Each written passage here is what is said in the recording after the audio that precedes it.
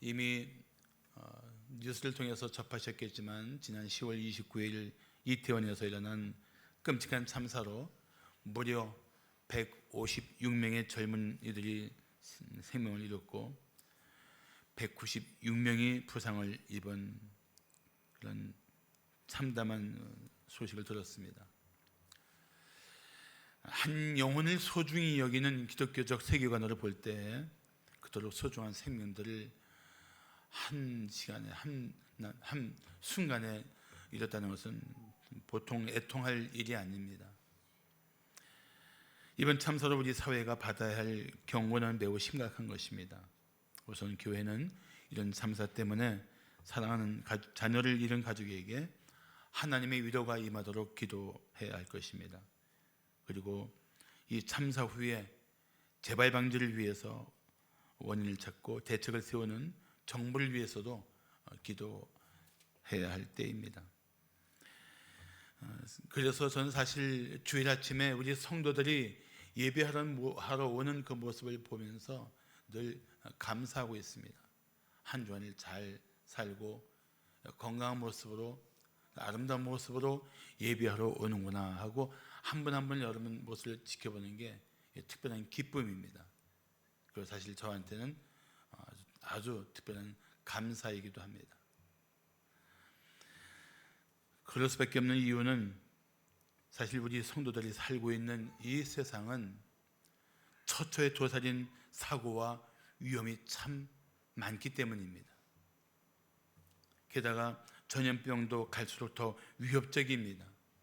금년 겨울에는 독감도 심하고 코로나도 다시 또 성행할 수 있다는 그런 어두운 전망을 듣고 있습니다. 게다가 국제적인 문제로 경제도 악화될 수 있고 내년 경제가 지표가 상당히 우려스럽다는 그런 말도 듣습니다. 우리 마음을 불안하게 하는 상황은 계속 여기저기서 드러나고 있습니다. 그런데 잘 생각해 보면 우리는 늘 이런 상황을 이겨내면서 살아왔지 않았습니까? 늘 이기면서 살았어요. 어떤 때는 지금보다 또 우리가 지금 예측하는 저 어렵게 느껴지는 저 절망적인 상황보다 더 절망적이고 더 힘겨운 상황도 우리는 극복하고 살아왔습니다. 그러니까 불확실한 미래를 두려워할 때가 아닙니다. 오히려 다시 우리의 마음을 모아서 지금까지 우리를 도와주신 하나님께 주목해야 할 때입니다.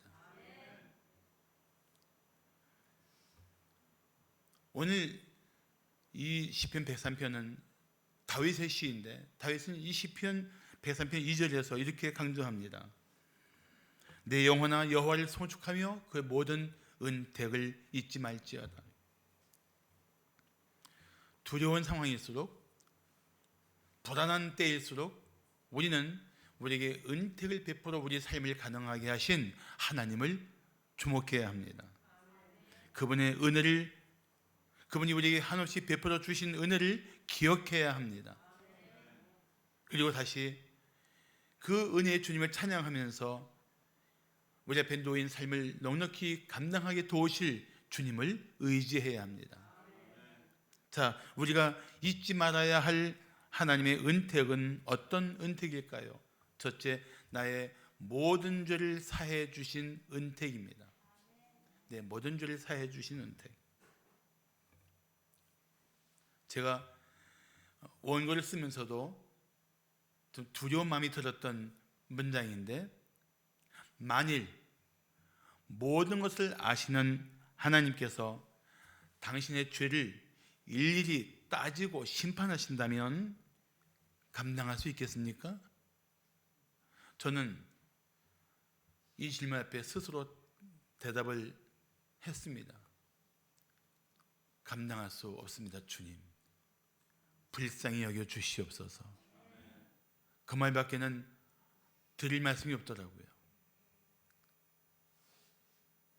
우리가 지은 죄가 얼마나 끔찍한 것인지 상상할 수 없을 것입니다. 내가 거침없이 내뱉은 말과 내 마음속에서 뿜어나온 도끼가 이웃들을 얼마나 아프게 했는지 우리는 기억조차 하지 못할 것입니다.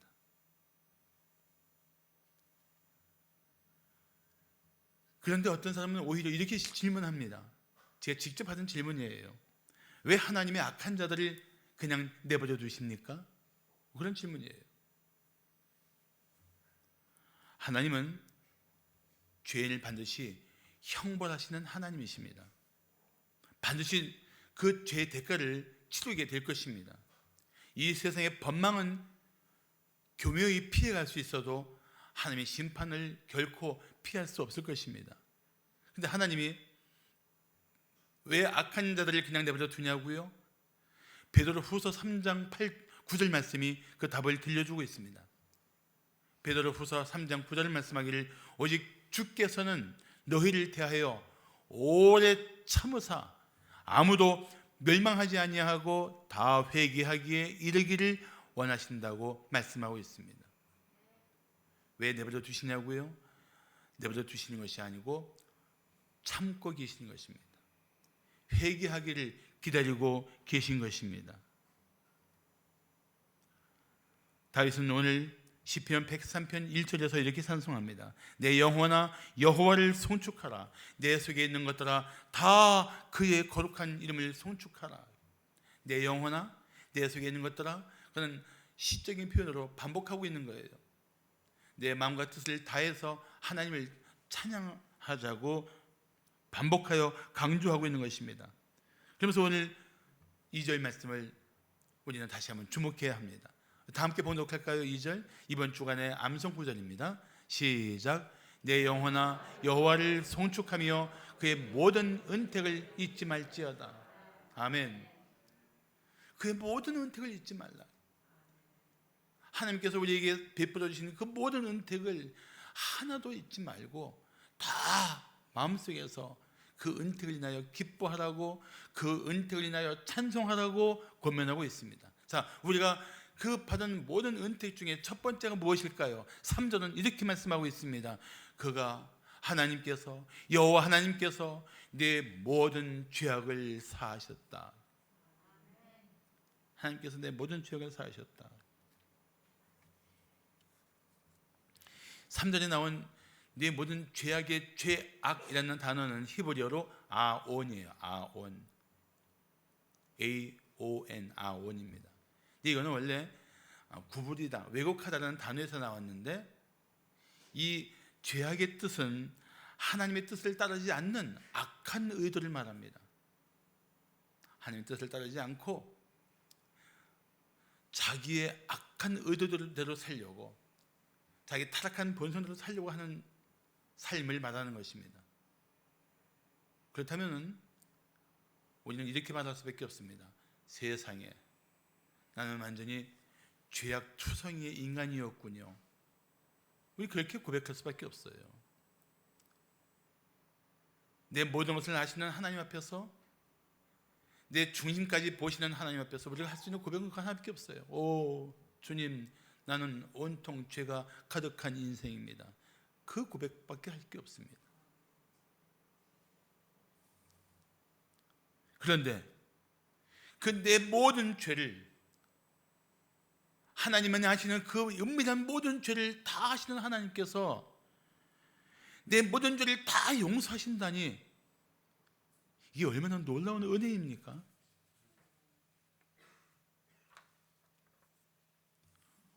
저는 이렇게 한순간에 이런 고백이 나오는 거예요. 아니 하나님, 제가 지은 죄가 무엇인지 다 알면서도 제 모든 죄악을 다 용서해 주신다고요?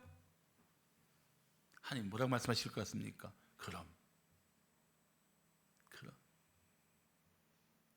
그렇습니다. 하나님은 우리가 어떤 죄를 지었든지 진실로 회개하면 모두 용서해 주시는 줄로 믿습니다. 시편 32편 5절은 말씀하기를 내가 이르기를 내 허물을 여호와께 자복하리라 하고 주께 내 죄를 아뢰고 내 죄악을 숨기지 아니하였더니, 주목할 한 음절이 나오죠. 뭡니까? 곧 주께서 내 죄악을 사하셨나이다.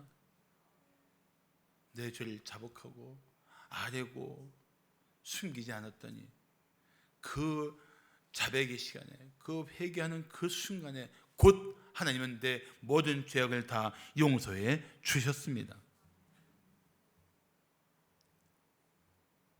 죄를 회개하면 하나님이 언제 용서해 주신다고요? 곧 그 즉시 용서해 주십니다. 믿습니까?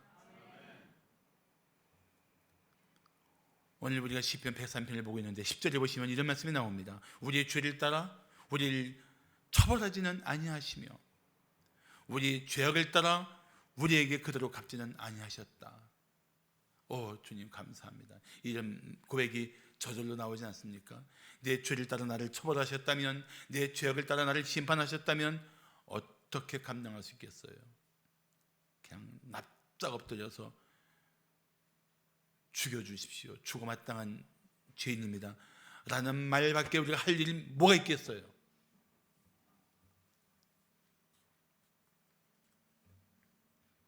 그러니 우리 죄를 따라 처벌하지 않고 우리 죄악을 따라 심판하지 않으시는 이 은혜가 얼마나 놀라운 은혜입니까?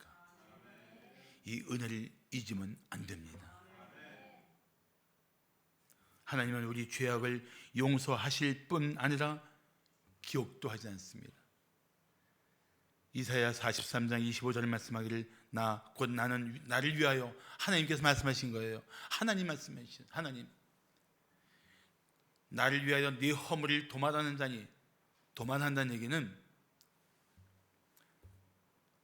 여러분들 그 글씨 잘못 써서 수정 테이프로 싹 덮어본 적 있어요? 없어요?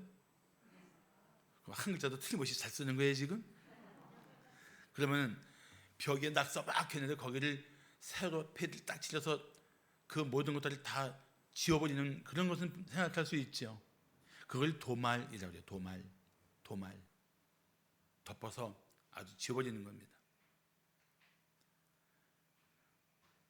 네 허물을 도말하는 자니, 나는 네 허물을 도말하는 여호와 하나님이야. 그러면서 하나님 말씀이 뭐라고 말씀하십니까? 내 죄를 기억하지 아니하리라. 할렐루야.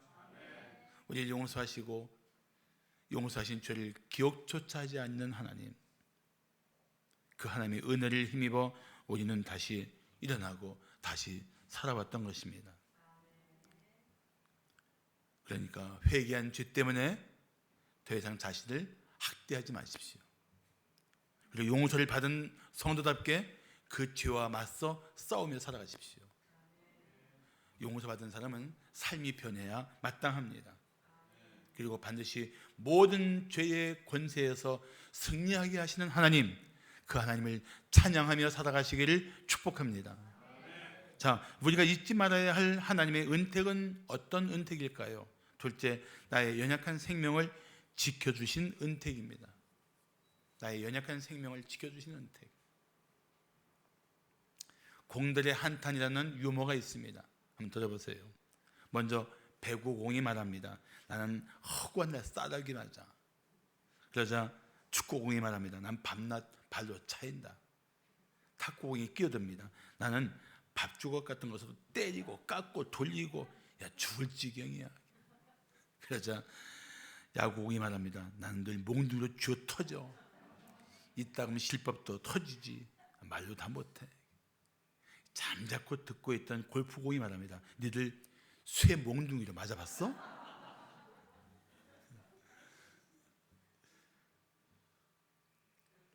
사실 우리 삶이라는 게 뜻하지 않은 온갖 우환으로 또 힘겨운 문제로 얻어맞고 터지고 만신창이가 되는 것처럼 살아올 때가 있어요. 아프단 말도 못하고, 그리고 아프지 않죠 살려고 몸부림치면서 살아야 될 그런 아픔들이 있단 말이죠. 오늘 보면 3절과 4절을 말씀하기를 내 모든 병을 고치시며 내 생명을 파멸해서 속량하시고 인자와 긍휼로 관을 씌우신다고 말씀하고 있습니다. 내 모든 병을 고치시며 내 생명을 파멸해서 속량하시고, 할렐루야, 그 은혜로 살아왔던 줄로 믿습니다. 3절의 병이라는 단어는 때로 환난이라는 뜻으로도 쓰입니다. 살면서 우리의 육신이 병들고 우리의 생명이 파멸에 이를 수 있는 위험이 얼마나 많습니까? 어느 동영상을 보니까 길 가던 사람이 막 지나간 자리에 높은 곳에서 낙하물이 뚝 떨어집니다. 일부러 음향효과 내려고 하는 게 아닌데 뚝 떨어져요. 만약에 그가 걸음만 좀 늦었으면 그 자리에서 즉사할 수 있는 위험한 상황이었던 것입니다. 사울 왕은 전쟁을 경험한 왕이었고, 그래도 사울 왕은 칼도 쓸 줄 알고 창도 던질 줄 아는 사람이었습니다. 그런데 그가 분노에 사로잡혀서 질투 때문에 자기를 위해서 수금을 타는 다윗을 향해 창을 2번이나 냅다 던집니다. 충분히 거리를 벗어나 경계하지 않고 수금의 연주에 집중하는 다윗을 단창에 찌를 수 있는 가능성은 매우 높습니다. 그런데 2번 다 다윗은 창에 찔리지 않습니다. 어떻게 그런 일이 가능했을까요? 그 이야기를 말씀해 주는 바로 다음인 사무엘상 18장 12절에 이렇게 말씀합니다. 여호와께서 사울을 떠나 다윗과 함께 계셨다. 우리는 그 분명히 한 단창에 죽을 수 있는 그 상황에서 죽지 않을 수 있었던 것은 그와 함께 하시며 지켜주신 하나님의 은혜였다고 믿습니다. 그렇지 않고는 살 수가 없어요.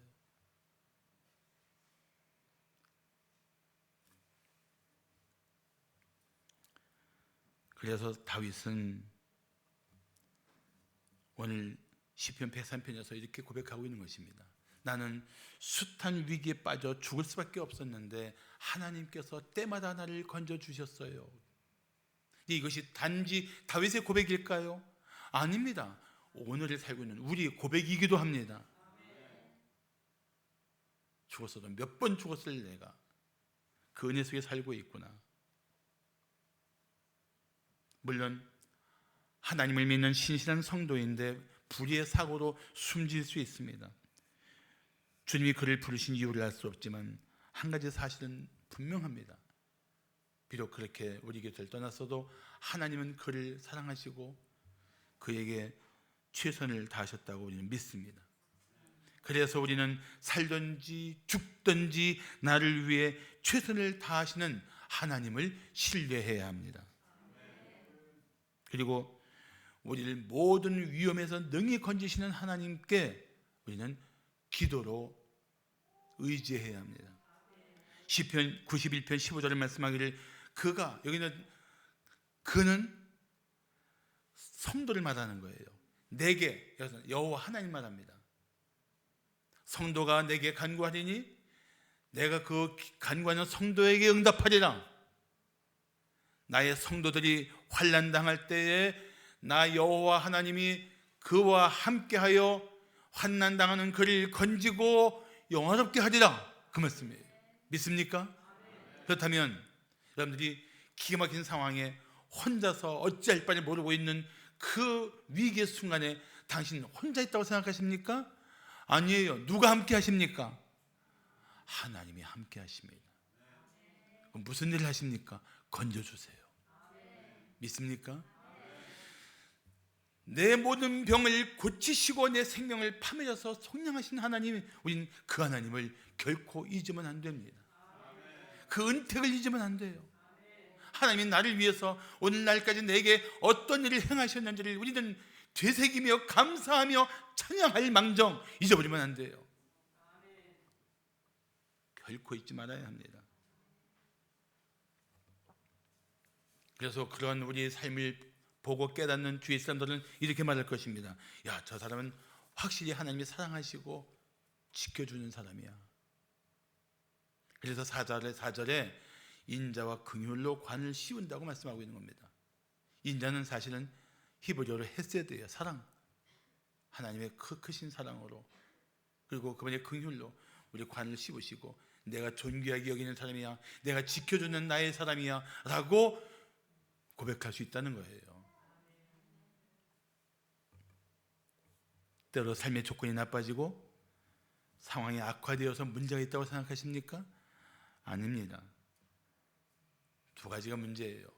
하나님의 은혜 없이 내 힘대로 살려고 고집하는 것이 문제고, 또 하나는 죄 중에 빠져 살면서 이 세상에서 잘 되기를 바라는 잘못된 기대가 문제입니다.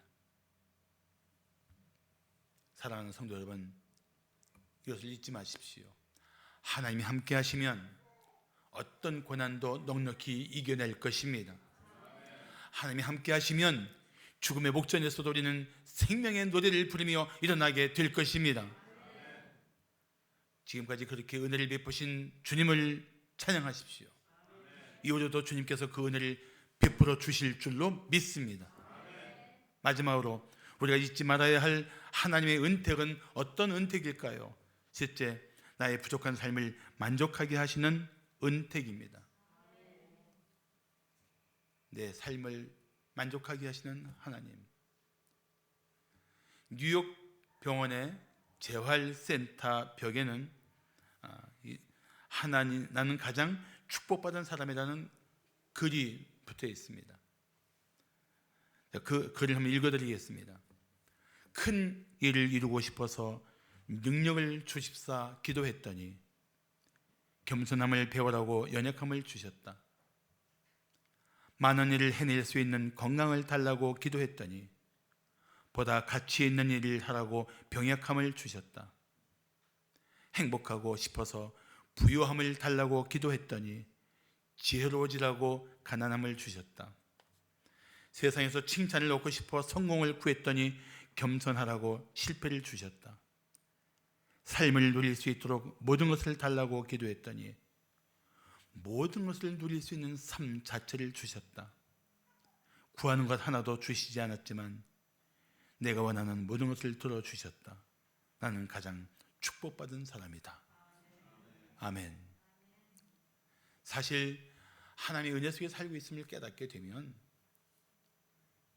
내가 지금 가지고 있는 문제와 고통과 결핍보다도 하나님이 주신 그 더 큰 은혜로 살고 있다는 사실을 인정한다면 우리는 자신 있게 말할 수 있어야 돼요. 나는 하나님께 큰 은혜를 입고 사는 사람입니다. 할렐루야. 한번 옆에 전후전님 좌우에 있는 분들에게 저는 하나님의 큰 은혜를 입고 살고 있습니다. 한번 인사하겠습니다. 시작.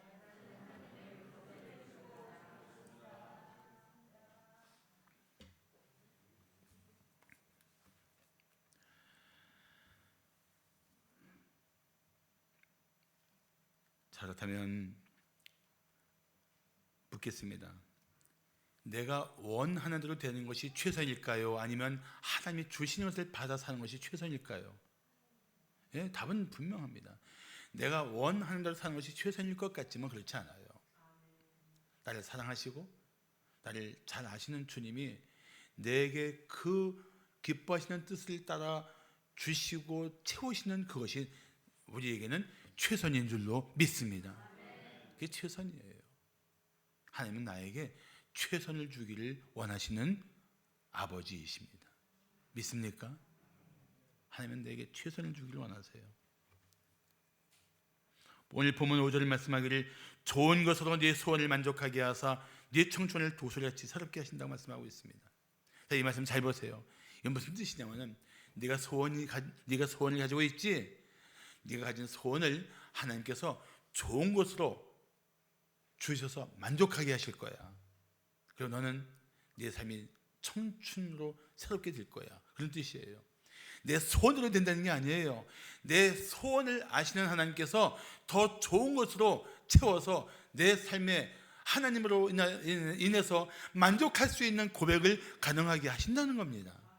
믿습니까? 하나님은 그렇게 되시는 분이에요.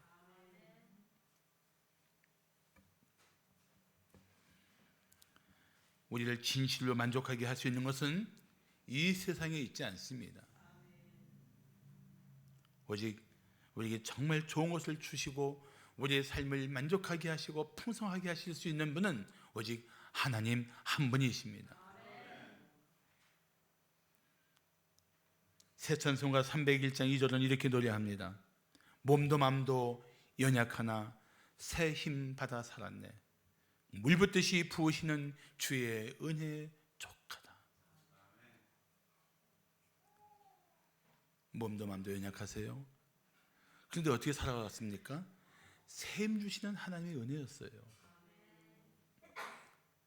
하나님께서 우리에게 은혜를 주실 때 찔끔찔끔 주시는 것 같습니까? 아니에요. 놀라운 은혜를 부어주시는 하나님이신 줄로 믿습니다. 그 은혜를 살아온 거예요. 근데 그 은혜를 어떻게 잊어요? 어떻게 잊을 수 있습니까? 잊지 말아야죠. 하나님은 우리 부족한 삶을 은혜로 채워주십니다. 그리고 다시 독수리같이 새롭게 하시는 줄로 믿습니다.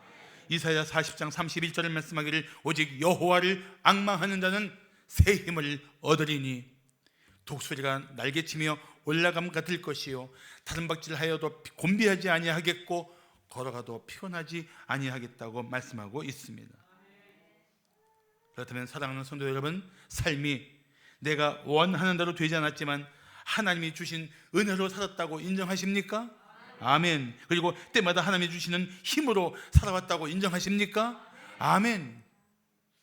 그거 인정해야 돼요. 그렇다면 이 은혜를 베풀어 주신 하나님을 찬양하십시오. 그리고 여전히 당신의 삶에 신령한 은혜를 베푸실 하나님을 의지하십시오. 그러면 세월 갈수록 하나님께 감사하게 되고 나이 들수록 하나님을 찬양하는 신령한 삶을 살게 될 줄로 믿습니다.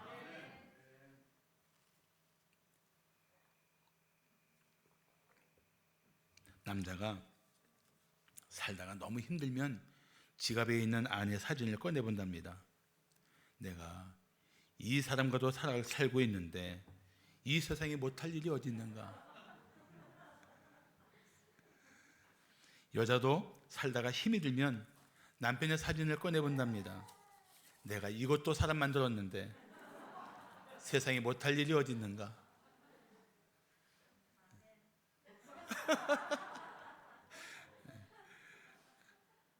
나도 아멘. 그런데 생각해 보십시오. 이게 과연 스스로 이겨낸 것일까요? 내 의지로, 내 지혜로 해결했던 문제들일까요? 결코 그렇지 않습니다. 이것마저도 하나님의 은혜였습니다. 서로 상처를 주고 아픈 관계 속에서도 부부로서 하나가 되어 살 수 있었던 은혜. 자녀가 때로는 삶을 무너지게 하는 충격을 주어도 그 자녀 붙들고 소망을 가지고 기도하며 눈물로 주님을 의지하며 이겨낼 수 있었던 은혜. 이 은혜를 우리가 어떻게 잊어요?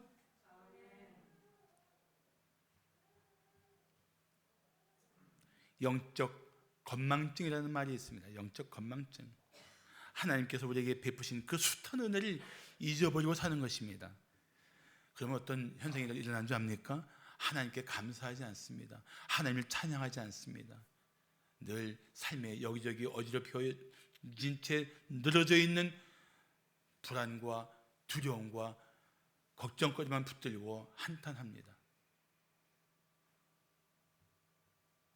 그렇지만 내 삶이 전적인 하나님의 은혜였구나, 나는 오직 은혜로 살았구나 하는 사실을 깨닫게 된다면 우리는 다시 잃었던 감사를 회복하고 잃었던 노래를 회복하게 될 줄로 믿습니다. 하나님은 당신을 결코 잊으신 적이 없어요. 그 은혜의 손에서 놓으신 적이 없어요.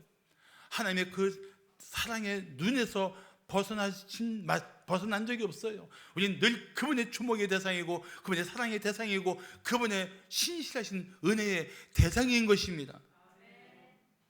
그래서 이사야 49장 15절을 말씀하기를 여인이 어찌 그 젖먹는 자식을 잊겠으며 자기 태에서 난 아들을 긍휼히 여기지 않겠느냐. 그들은 혹시 잊을지라도 나는 너를 잊지 아니할 것이다. 하나님은 우리를 결코 잊으신 적이 없는데 우리는 하나님을 잊고 살 때가 너무 많아요. 그래서 사람을 더 의지하고 세상의 권세를 더 의지할 때가 있습니다. 하나님보다 재물을 더 의지하고 살 때도 많습니다. 이 사실을 어떻게 할 수 있을까요? 두 가지를 말씀드리겠습니다. 재물을 잃거나 건강이 나빠지거나 지금 하는 일이 내 마음대로 안 된다고 해서 인생이 끝난 것처럼 낙심한다면 그동안 하나님의 은혜로 살아온 것을 잊어버린 증거입니다. 그런데도 불구하고 세상의 모든 것을 잃어버려도 하나님만 있으면 살 수 있다고 고백한다면 이 고백이 가능한 사람은 하나님의 은혜를 잊지 않은 성도입니다. 당신은 어떻습니까? 저는 우리 교회 모든 성도들이 하나님의 은택을 잊지 않기를 축복합니다. 여전히 내 삶에 부어주실 하나님의 은혜를 기대하며 살아가시기를 축복합니다. 여러분 잊지 마십시오. 하나님은 모든 은택을 우리에게 베풀어 주셨고 지금도 베풀어 주시며 이후로도 베풀어 주실 것입니다. 할렐루야. 기도하겠습니다.